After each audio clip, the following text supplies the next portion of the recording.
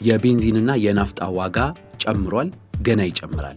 ለምንድነው የሚጨምረው የሚለውን መንግስት ጋር ያሉ አንዳንድ መረጃዎች አሉ፣ እነሱን አጋራችኋለሁ። ከዛም በተጨማሪ በነዳጅ የሚሰሩ መኪኖች ወደ ኢትዮጵያ እንዲገቡ ይፈቀዳል። በቅርቡ ይህ ህግ ተግባራዊ ይደረጋል። እንደነዚህ አይነት ለየት ያሉ የፖሊሲ ማሻሻያዎች ለምንድነው የሚደረጉት? አዳዲስ የዋጋ ጭማሪ፣ አዳዲስ ሸቀጦች ወደ ሀገር ውስጥ መግባት የሚለውን ዛሬ በቅዳሜ ገበያ በዝርዝር አስረዳችኋለሁ። ከመጋረጃው ጀርባ ያሉ ታሪኮችን ለማድመጥ የቅዳሜ ገበያ ዩቲዩብ ቻናልን ሰብስክራይብ አድርጉ። ትኩስ ትንታኔዎቻችን ወዲያው እንዲደርሷችሁ የደወል ምልክቱን ተጫኑ። ቅዳሜ ገበያ የነዳጅ ዋጋ ከፍተኛ ጭማሪ እያሳየ ነው። በቅርብ ጊዜያት ያው በዓለም የሆነ ነው ይሄ ነገር ግን በኢትዮጵያ ውስጥም ከፍተኛ የዋጋ ጭማሪ መጥቷል። የምታስታውሱ ከሆነ መጋቢት 1 ላይ የገንዘብ ሚኒስትሩ አህመድ ሺዴ የነዳጅ ዋጋ በዓለም አቀፉ የዋጋ መናርና በሆርሙዝ ሰርጥ መስተጓጎል የተነሳ መጠነኛ ማሻሻያ አድርገናል፣ ነገር ግን 20 ቢሊዮን ብር በላይ ድጎማ እያደረግን ነው የሚል መረጃ አቅርበው ነበረ። ከዛም በኋላ ደግሞ ከሰሞኑን አንድ መግለጫ ሰጥተው ነበር። ይህም መግለጫ የናፍጣ አቅርቦት ላይ ማሻሻያ መንግስት ማድረጉን ነው። በናፍጣ አቅርቦት ላይ መንግስት እቀባ በማድረግ ዕለታዊ የናፍጣ አቅርቦት በግማሽ እንዲቀንስ አድርጎ ነበረ። በዛም የተነሳ ማሽነሪዎች፣ ተሽከርካሪዎች ስራ ማቆም፣ ረጅም ሰልፎችን ስንታዘብባቸው የነበሩ ጉዳዮች ናቸው። ይህንን ለማሻሻልና አዳዲስ የግዢ አማራጮችን መንግስት በማፈላለግ በአሁኑ ጊዜ የናፍጣ አቅርቦት ቀድሞ ወደ ነበረበት መደበኛ ሁኔታ ይመለሳል። በቀናትም ሰልፉ መስመር ይይዛል ብለዋል። እንግዲህ ሰልፉ እስካሁን መስመር አልያዘም፣ ነገር ግን አቅርቦቱ መስመር እንደሚይዝ ተስፋ ማድረግ ይቻላል። ሚኒስትሩ ይህን ሲናገሩ ግን አንድ ነገር ግልጽ ነው፣ ዋጋ ጭማሪ ይኖራል የሚለው። ከዛ ጋር በተያያዘ እንግዲህ አዲስ የዋጋ ለውጥ ይፋ ተደርጓል። የዋጋ ለውጡን ዝርዝር እናንሳውና ምንድነው ያለው አንድምታ፣ ለምንድነው በቀጣይም ገና ዋጋ የሚጨምረው የሚለውን ጉዳይ እንመልከተው። መጋቢት 1 ላይ የገንዘብ ሚኒስትሩ በይፋ ተገኝተው ንግግር አድርገው መግለጫ ሰጥተው ዋጋ ጭማሪ ሲደረግ የቤንዚንና የናፍጣ ዋጋ ወደ 129 ብር ነበር የችርቻሮ ዋጋው በሊትር። በዛን ጊዜ 132 ብር ቤንዚን፣ ናፍጣ ደግሞ 139 ብር ገባ።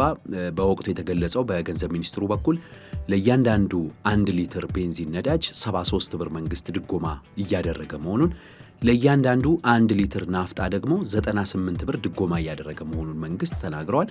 የአውሮፕላን ነዳጅ በወቅቱ 145 ብር ነበር የሚሸጠው። እንግዲህ የቤንዚንና የናፍጣ ዋጋ በከፍተኛ ደረጃ ጭማሪ ታይቶባቸው፣ ነገር ግን መንግስት የኢኮኖሚውን ሁኔታ ላለማዳከምና ላለመጉዳት የዓለም ሁኔታም ይሻሻላል በሚል ተስፋ የተወሰነ ጊዜ ከፍ ያለ ብርም ቢሆን ድጎማ አድርጎ ወደ ገበያ ላይ ቤንዚንና ነዳጅ በአግባቡ እንዲገኝ ጥረት ያደርጋል የሚል ሀሳብ ቀርቦ ነበረ። ከዛ በኋላ ግን የቤንዚን ሁኔታም የናፍጣም ሁኔታ እያሽቆለቆለ በአቅርቦቱም በከፍተኛ ደረጃ እየተጎዳ ነው የመጣው። እንደምናውቀው ኢትዮጵያ በዋናነት ነዳጅ የምታስገባው ከኩዌት ነው። በኩዌት ነዳጅ የምናስገባው በዱቤ ነው። በዚህ ዙሪያ ላይ በቅዳሜ ገበያ ተከታታይ ዝግጅቶችን ስለሰራን አድማጮቻችን በደንብ እንደምታውቁት አልጠራጠርም። ኢትዮጵያ ለኩዌት እንደ ባለውለታ የምትታይ ሀገር ስለሆነች በመልካም ፈቃዷ በዱቤ ትሰጠናለች። አሁን የኩዌት መንገድ ከሞላ ጎደል ሙሉ በሙሉ ተዘግቷል። ምክንያቱም የኩዌት መስመር ሆርሙዝን መሻገር አለበት። ከተባበሩት አረብ ኤምሬትና ከሳውዲ አረቢያ ነው ነዳጅ የመግዛት አሁን አማራጭ ያለው። ኢትዮጵያ በተወሰነ መልኩ ከነዚህ ሀገራት ትገዛ ነበር። በተለይ አውሮፕላን ነዳጅም ከኤምሬት አካባቢ እንደምትገዛ ይታወቃል። ግን አሁን እነዚህ ሀገራትም ታላላቅ ገዢዎቻቸውንና ትልልቅ ደንበኞቻቸውን እያስተናገዱ መሆናቸው ጥርጥር የለውም። እንደ ኢትዮጵያ ያለ ሀገር በጣም ትንሽዬ በጥቂት ሺዎች የሚቆጠር በርሜል ነዳጅ በየዕለቱ የሚፈጅ ሀገር በሚሊዮን በርሜሎች ለሚሸጡ ሀገሮች ዋና ደንበኛ ተደርጎ እንደ ትልቅ ደንበኛ ትኩረት አይደረግበትም። ቢሆንም ግን መንግስት አማራጮችን እያፈላለገ ነው። ከዛ ጎን ለጎን ግን መንግስት ያደረገው ነገር አለ። የኢትዮጵያ መንግስት ነዳጅ ከሶስተኛ ወገን ገዝቷል። ይህንን በዝርዝር አንስተነዋል ከዚህ በፊት።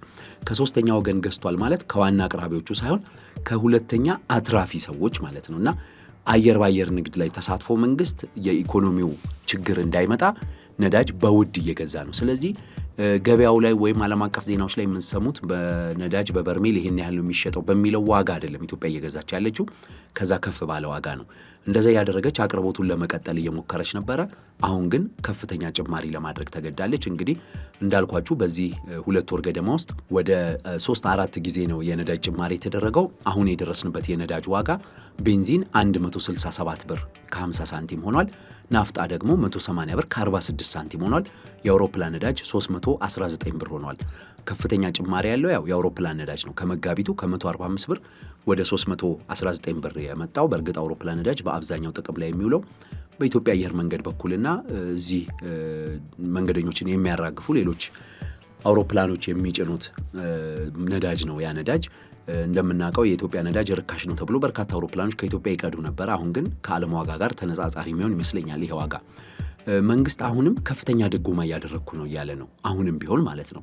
ስለዚህ እስቲ ምን ያህል ድጎማ እያደረገ ነው የሚለውን ነገር ላንሳው። ቤንዚን 132 ብር ሲሸጥ 73 ብር እየደጎምኩለት ነው ብሎ ነበረ መንግስት። ባለበለዛ 205 ብር ነበር የሚሸጠው ብሏል። አሁን 167 ብር ገብቷል የቤንዚን ዋጋ። ይህንን ስንመለከት ቤንዚን ወደ 40 ብር ድጎማ እየተደረገለት ነው ማለት ነው። ናፍጣ ደግሞ 180 ብር ነው አሁን የገባው። ከዚህ በፊት እስከ 98 ብር ድጎማ ይደረግበት ነበረ በሊትር። 238 ብር ነው 1 ሊትር ናፍጣ መሸጥ የነበረበት እያለ ነው መንግስት። ስለዚህ ለናፍጣ ደግሞ መንግስት ወደ 50 ምናምን ብር ድጎማ እያደረገ ነው እስከ 58 ብር ድረስ። ስለዚህ የድጎማ መጠኑን ያነሳው ወደ 30 ብር ከሁለቱም ድጎማ ላይ አንስቶላቸዋል በሊትር። ስለዚህ በከፍተኛ ደረጃ ዋጋው ጨምሯል። የቤንዚን ዋጋ 25 ብር ነው የጨመረው። ይሄ ማለት ወደ 17 በመቶ ነው የቤንዚን ዋጋ። 167 ቤንዚን፣ ናፍጣ 180 ብር ሆኗል። ይሄ አይናፋርነታቸው ተገፎ በጣም በጥቂት ጊዜ ውስጥ 200 ብር እንደሚገቡ ጥርጥር አይኖርም። ይሄም የምልበት ምክንያት አንደኛ በዓለም አቀፉ የገንዘብ ተቋም IMF የተነሳ ነው። ዓለም አቀፉ የገንዘብ ተቋም IMF በኢትዮጵያ የኢኮኖሚ ጉዳይ ላይ ግምገማ እያደረገ ዕዳ መክፈል ከብዶኛል ያለችውን ሀገር ተጨማሪ ብድር ሰጥቶ ዕዳዋን መክፈል የምትችል ሆና እንድትወጣ ድጋፍ እያደረገ ነው። የኢኮኖሚ ማሻሻያ የሚባለው ሐሳብ በዋናነት እዚህ ዙሪያ ያለ ነው። ስለዚህ በዚህ ኢኮኖሚ ማሻሻያ ከኢትዮጵያ የሚጠበቅ ነገር አለ። ከኢትዮጵያ የሚጠበቀው የመንግስትን ገቢ ማሳደግና ድጎማዎችን ማንሳት ነው። ስለዚህ ነዳጅ ላይ፣ ማዳበሪያ ላይ የሚደረግ ድጎማ በዋናነት እንዲነሳ እና IMF ይፈልጋሉ፣ አበዳሪዎችም ይፈልጋሉ። ከዛ በተጨማሪ ደግሞ ከድጎማ ማንሳቱ በተጨማሪ በተለይ ነዳጅ ላይ ግብር እንዲጣልበት ተጨማሪ እሴት ታክስን የመሳሰሉና ሌሎች የቀረጥ ግብሮች ተጥለው ከነዳጅ መንግስት ገቢ የሚሰበስብ እንዲሆን። እስካሁን መንግስት ለነዳጅ ድጎማ አድራጊ ነው፣ በተመጣጣኝ ዋጋ እንዲቀርብ በሚል ድጎማ አድራጊ ነው። ከዚህ በኋላ ግን መንግስት መሆን ያለበት ከነዳጅ እንዲያውም ገቢ የሚሰበስብ መንግስት ነው መሆን ያለበት። አለበለዛ ዕዳችንን ይከፍለናሉ የሚለውን እርግጠኛ መሆን አንችልም የሚል ነው የና IMF አቋም። ስለዚህ መንግስት ይህንን አቋም ተመጣጥኖ መሄድ ስላለበት የነዳጅ ዋጋ ጭማሪ በተከታታይ እንደሚኖር ምንም ጥርጥር አይኖረውም። መጠኑ ምናልባት እና IMF በሚፈልጉት ልክ ላይ ሄድ ይችላል እንጂ ጭማሪ መኖሩ የሚቀር አይደለም። በቅርቡ ደግሞ የIMF የኢትዮጵያ ተደራዳሪው ሰው አልቫሮ ፒሪስ ወደ አዲስ አበባ መምጣታቸው አይቀርም። 5ኛ ዙር ግምገማ ይደረጋል። ይህም ግምገማ ትኩረት ከሚያደርግባቸው ነገሮች አንዱ በዋጋ ማሻሻያዎች ላይ፣ በገቢ አሰባሰብ ላይ ያሉ ጉዳዮች ናቸው። በመብራት ዋጋ ላይ፣ በውሃ ዋጋ ላይ፣ በቴሌኮም ላይ፣ በባንኮች ትራንዛክሽን ላይ ግብር እንዲጣል፣ የዋጋ ጭማሪ እንዲደረግና ከዓለም አቀፍ ዋጋዎች ጋር እንዲመጣጠን፣ አሁን ደግሞ በነዳጅና ማዳበሪያም ላይ ያ ነገር እንዲደረግ እና IMF ይፈልጋሉ። እንግዲህ ኢኮኖሚው ምን ያህል ይሸከመዋል የሚለውን የምናየው ነው የሚሆነው። አሁን በተደረገው የዋጋ ጭማሪ ራሱ ነዳጅ ላይ ያየነው ከፍተኛ የዋጋ ጭማሪ ራሱ በእኔ እምነት አሁን እየጨረስነው ባለነው የሚያዝያ ወርና የግንቦት ወር ላይ የኢትዮጵያ የዋጋ ግሽበት በከፍተኛ ደረጃ እንደሚያድግ አልጠራጠርም። ወደ 2 አሃዝ መሄዱ አይቀርም። የመጋቢት የዋጋ ግሽበት 9.4 በመቶ ነው ብሏል የማዕከላዊ ስታቲስቲክስ አገልግሎት። የሚያዝያ የግንቦት ግን በዚህ ሁኔታ የሚቀጥል አይመስልም። የዋጋ ግሽበቱ በከፍተኛ ደረጃ መጨመሩ የሚቀር አይደለም። ምክንያቱም ነዳጅ ላይ ያለ የዋጋ ጭማሪ በሁሉም መስክ የሚታይ በመሆኑ ማለት ነውና አሁን ነዳጅ ተወደደ የሚለው ብቻ ሳይሆን ገና ነዳጅ ይወደዳል የሚለው ነው ማሰብ ያለብን። እንግዲህ ለመፍትሄው መንግስት ትኩረት ማድረግ አለበት። በተለይ ኢኮኖሚው ላይ ነዳጅ ያለው ሚና በጣም ግዙፍ ስለሆነ የነዳጅን ዋጋ መጨመር ወይንስ ደግሞ የነዳጅ ዋጋን ለመጨመር የሚደረገውን ጥረት በምን ማካካስና በዓለም አቀፍ ተቋማት ጋር በምን መግባባት የሚል የመንግስት ትልቅ እሳቤና ትልቅ እይታ አስፈላጊ ነው የሚሆነው።